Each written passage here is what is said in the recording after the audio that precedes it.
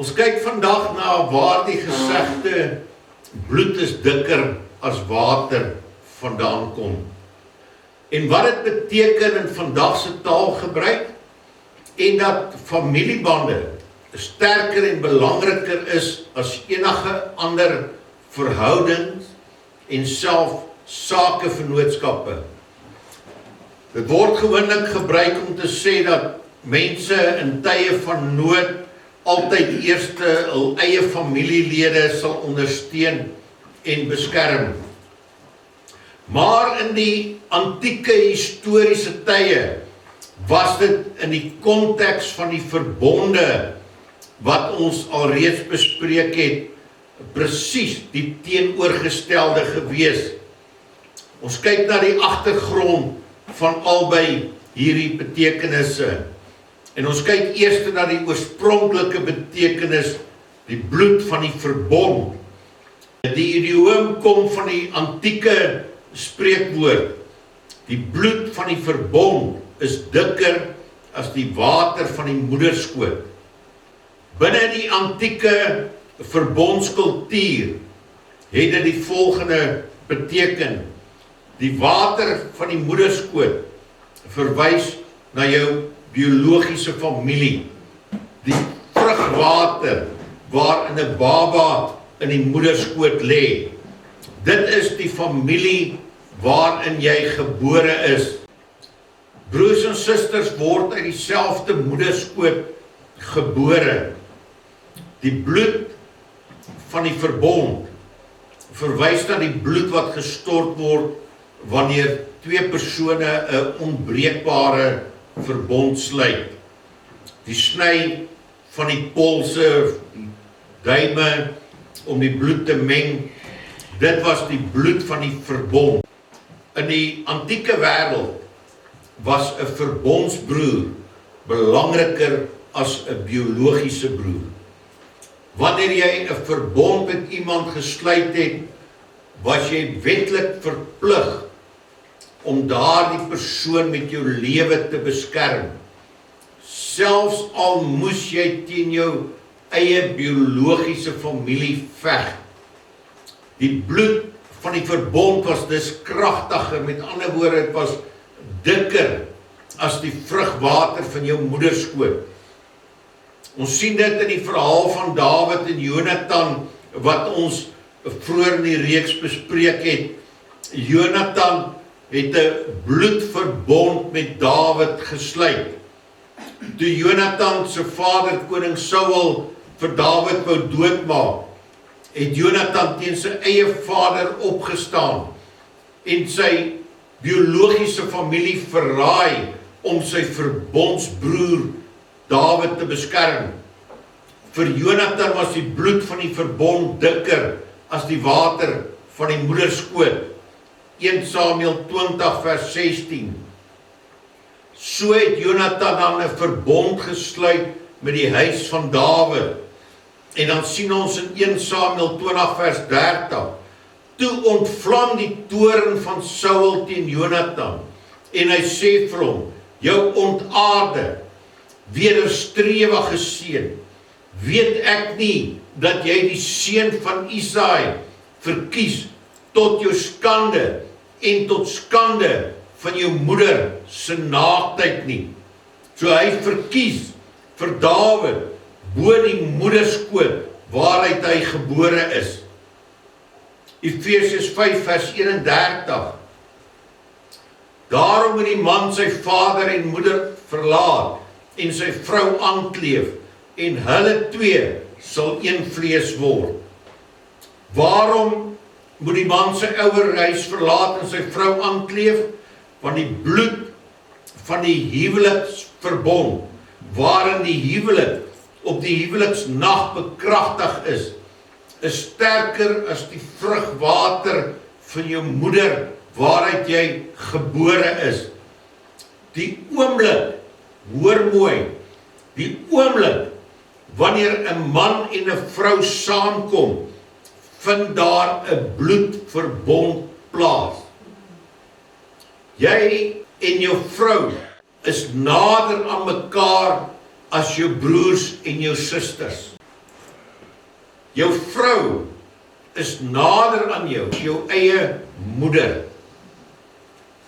Ons moet hierdie konsep baie goed verstaan. Jy is uit die vrugwater van jou moeder gebore, maar jy is in 'n bloedverbond met jou vrou. Dis sterker, is kragtiger as die water waaruit jy gebore is.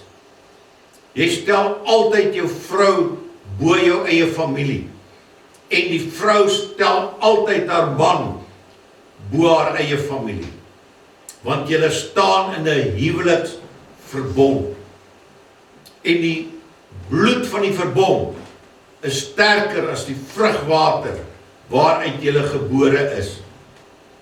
Nou kan ons vra, het die Here ooit hierdie aspek verander in die nuwe verbond, in die Nuwe Testament? Nee, geliefdes, daarom word die teks van die ou verbond in Genesis herhaal in die nuwe verbond. Die ou verbond, die Ou Testament, Genesis 2 vers 24. Daarom sal die man sy vader en moeder verlaat en sy vrou aankleef en hulle sal een vlees wees. En dan in die nuwe verbond, in die Nuwe Testament, in Efesiërs 5 vers 31. Daarom moet die man sy vader en sy moeder verlaat en sy vrou aankleef en hulle twee sal een vlees word. Ongelukkig is daar mans wat sê, hierdie teks moes nie in die Bybel gewees het. Ons noem hulle mamma seentjies. Hulle wil nie die mamma se rokspante los nie. En hulle is 'n 0 in 'n huwelik.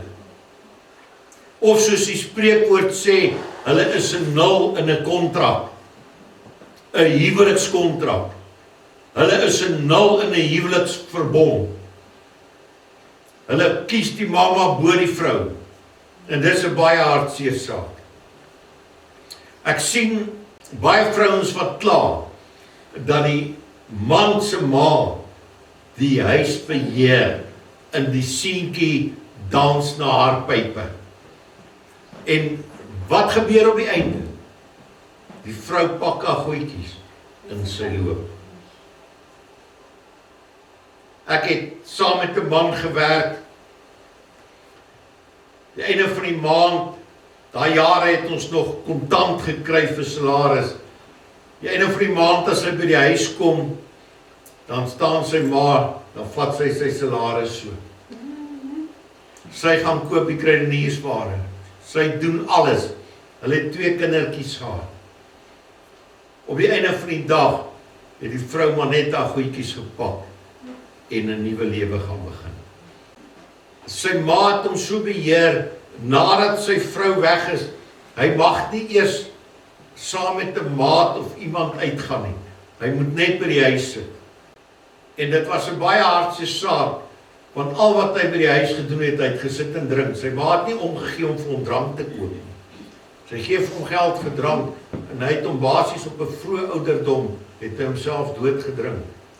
Dit was die uiteinde. So dit was 'n baie hartseer verhaal. Maar daar het ek gesien wat die gevolg is, wanneer 'n man sy ma bo sy vrou verkies. Dis baie hartseer. Ons kyk na die moderne betekenis wat sê jou familie kom eerste.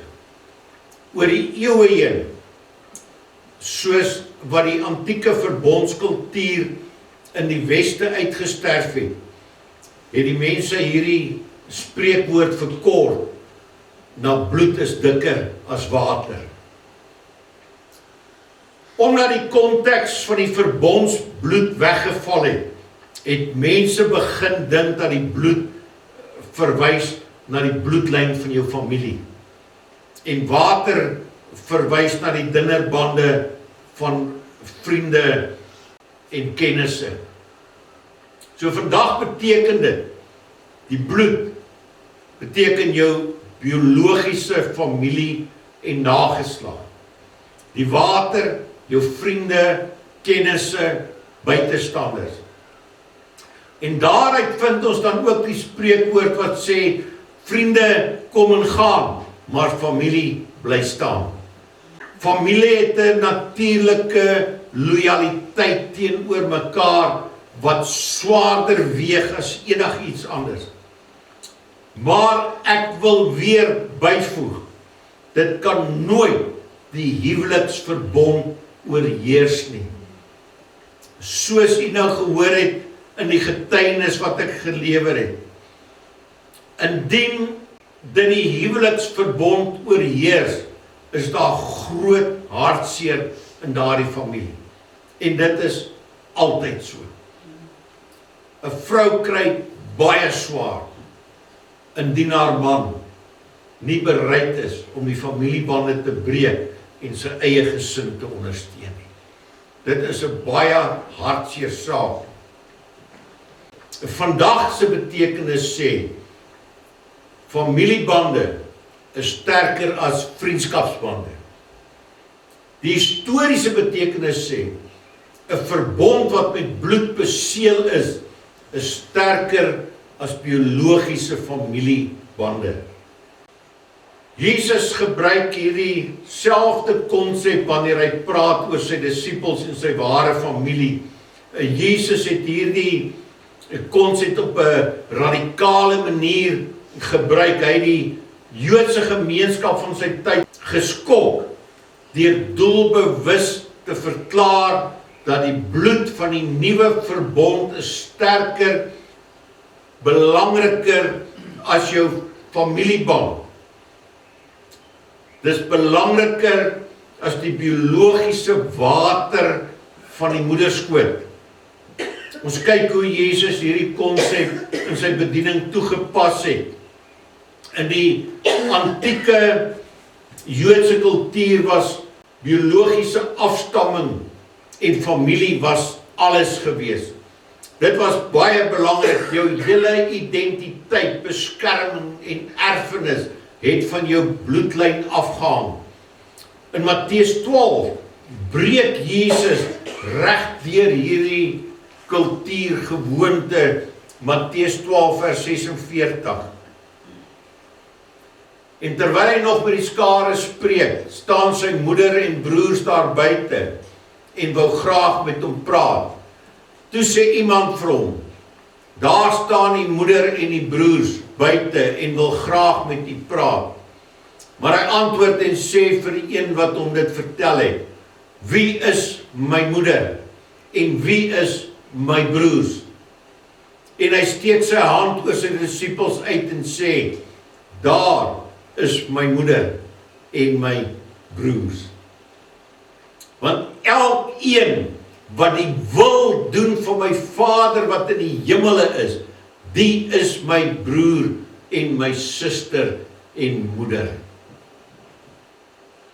Elkeen wat die wil van God doen, is sy broers, sy suster en sy moeder. Jesus sê dat diegene wat deur geloof in 'n verbondsverhouding met God staan, sy ware intieme familie is. Dit beteken jou geestelike verbondsbande is groter as jou biologiese familie. Die verhouding met medegelowiges is dikker en meer permanent as die verhouding met ongelowige familielede. Hoor mooi, ongelowige familielede, nie gelowige familielede. Maar die gemeenskap, die onderlinge gemeenskap wat ons met mekaar het, is sterker as ons gemeenskap met ongelowige familielede. Dit is waarom dit so hartseer is wanneer gemeentelede die mekaar opstaan. Wanneer daar probleme in 'n gemeente ontwikkel. Dis hartseer want dis 'n verbondsfamilie. Omdat die verbond met Jesus totale loyaliteit vereis, het hy gewaarsku dat dit dikwels wrywing en skeiding binne 'n gesin kan veroorsaak in Matteus 10 vers 34. Hoor wat sê die Here, hy sê, moenie dink dat ek gekom het om vrede op aarde te bring nie. Ek het nie gekom om vrede te bring nie, maar die swaard. Dis groot woorde, want ek het gekom om tweedrag te verwek tussen 'n man en sy vader, en tussen 'n dogter en haar moeder, en 'n skoondogter en haar skoonmoeder, en 'n mens se huisgenote sal sy vyande wees. Wie vader of moeder bo my lief het, is my nie waardig nie. En wie seun of dogter bo my lief het, is my nie waardig nie. Dis ernstige woorde wat die Here hier gebruik. Hy sê, as jy jou vader of jou moeder bo die Here verkies, is jy hom nie waardig nie. Dit is die hoogste vorm van loyaliteit teenoor die Here, wanneer iemand die nuwe verbond bo sy eie familie verkies. Nou moet jy mooi luister. Hoor nou mooi. Deur die nagmaal drink al die verteenwoordigers van die kerk uit dieselfde beker van die nuwe verbond. Matteus 26 vers 27. Toe neem hy die beker en nadat hy gedank het, gee hy dit aan hulle en sê, drink almal daaruit, want dit is my bloed, die bloed van die Nuwe Testament. Met ander woorde, die bloed van die nuwe verbond. Testament en verbond is dieselfde betekenis. Die bloed van die nuwe verbond, wat vir baie uitgestort word tot vergifnis van sondes. Dit beteken dat Christene wêreldwyd, ongeag hul ras, kultuur of biologiese agtergrond, geestelik dieselfde bloed deel.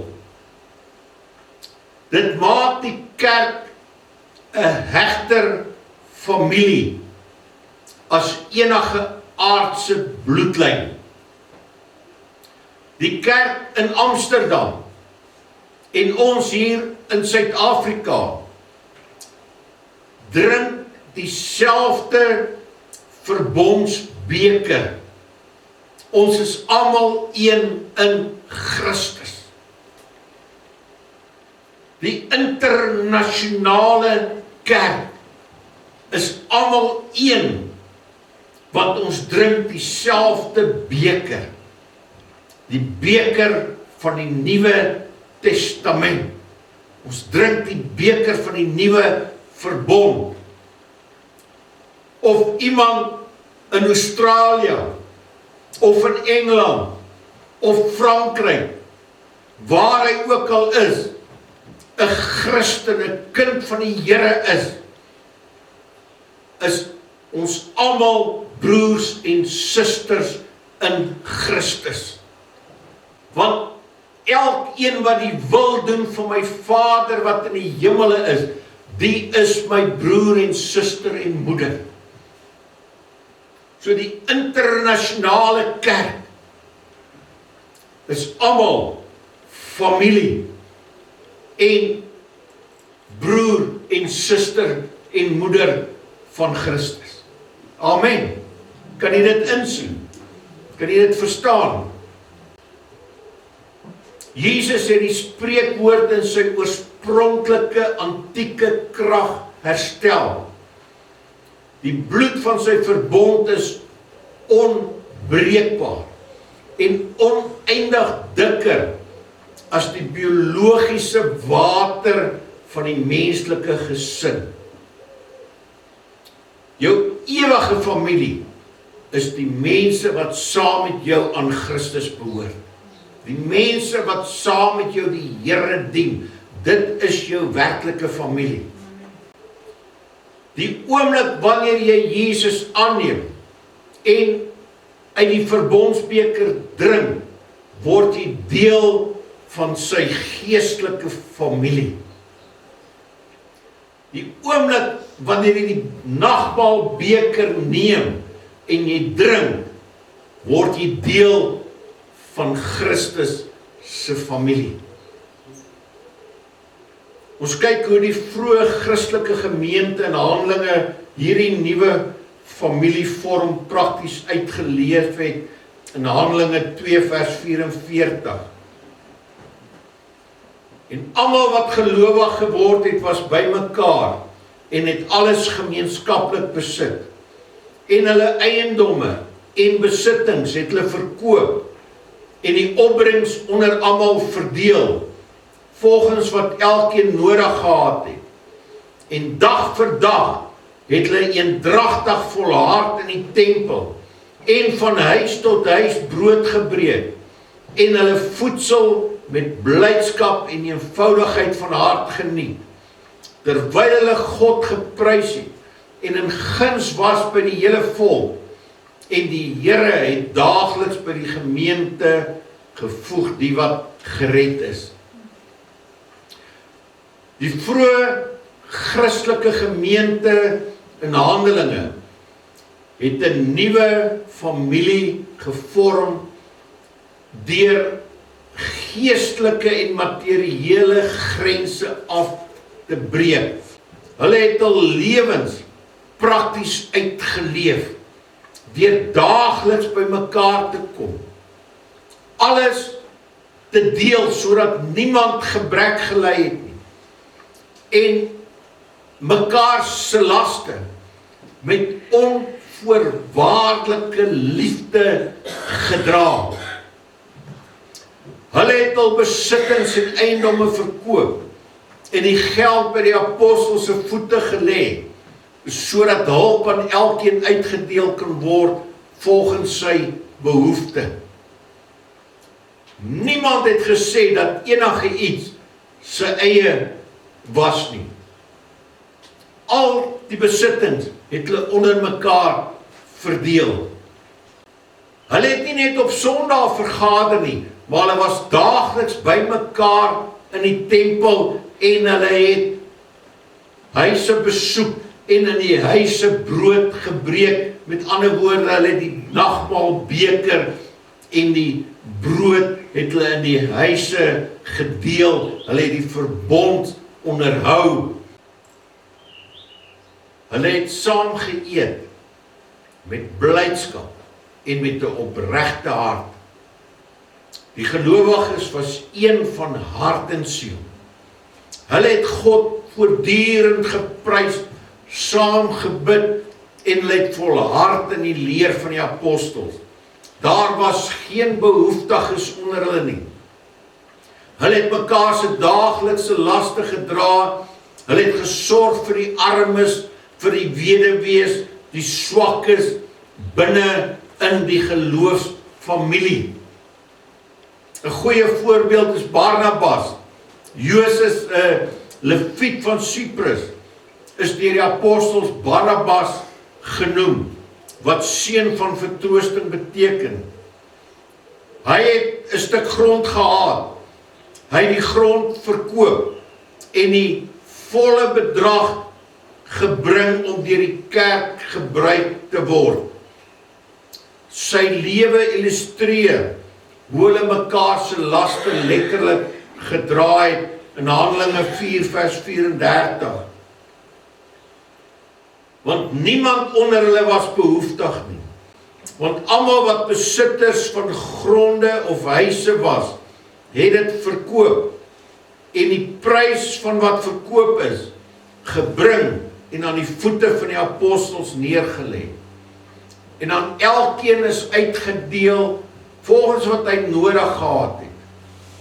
En Josef, wie se bynaam onder die apostels Barnabas was, wat as dit vertaal word, beteken seun van vertroosting, 'n Leviet van geboorte uit Cyprus, het 'n stuk grond gehad en dit verkoop en die geld gebring en aan die voete van die apostels neergelê. Geliefdes, wanneer ons na vandag se kerk kyk, dan skiet ons ver te kort hieraan. Want vandag se lewe is dit fisies, elkeen vir homself. Elkeen moet sy eie potjie krap, soos ons sê. Elkeen moet sy eie geveg veg. Die vinnigste om iemand van jou af weg te dryf, is om hulp te vra. Maar in die eerste kerk, in die vroeë kerk, was dit nie so nie. Hulle het mekaar bygestaan. Hulle het mekaar onderskraag, ondersteun, gevoed. Hoor wat sê 1 Johannes 3 vers 16. Hieraan het ons die liefde leer ken, dat hy sy lewe vir ons afgelê het. En ons behoort ons lewe vir die broeders af te lê. Maar wie die goed van die wêreld het, en sy broeders sien gebrek ly, en sy hart vir hom toesluit, hoe bly die liefde van God in hom?